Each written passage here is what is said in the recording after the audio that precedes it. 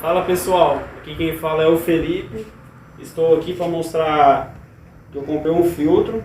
Esse aspirador de pó aqui, ó, para você que tem um aspirador de pó Britânia, que o filtro dele já está velho ou estragado, não está prestando mais.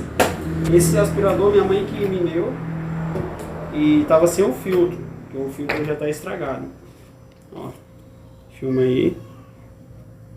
Tá, o que eu pensei? Pra mim não precisar comprar outro filtro que tava muito caro, fui no mercado, comprei um filtro permanente para coador, que é para coar café, e tive a ideia de cortar ele desse modelo aqui, ó, que aqui já tá cortado já, o vídeo não ficar muito longo, tá?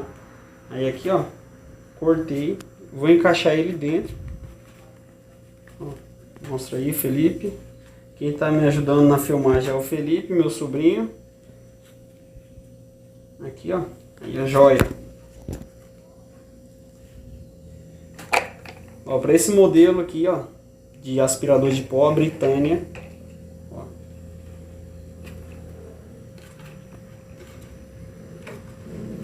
Aí, ó. Aqui eu vou encaixar aqui, ó.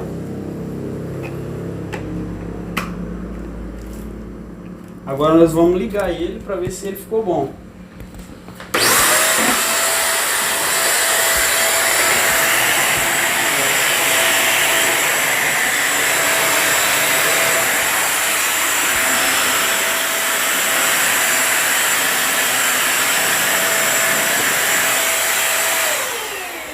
Bom, galera, ficou ótimo. Não está vazando sujeira. Filma aqui, ó. Ó, a sujeira tudo aqui dentro. Não está passando sujeira. Tem um filtro aqui também, ó. Ok, então. Eu recomendo para você que não queira gastar muito. Um filtro daquele de lá são R$41. E eu paguei nesse daqui, ó, apenas R$4, ó. Você já vai ter uma economia aí. Beleza? Então, deixa seu joinha aí, ó. Felipe Batista no primeiro vídeo meu aí que eu fiz. Beleza? E se inscreva no canal.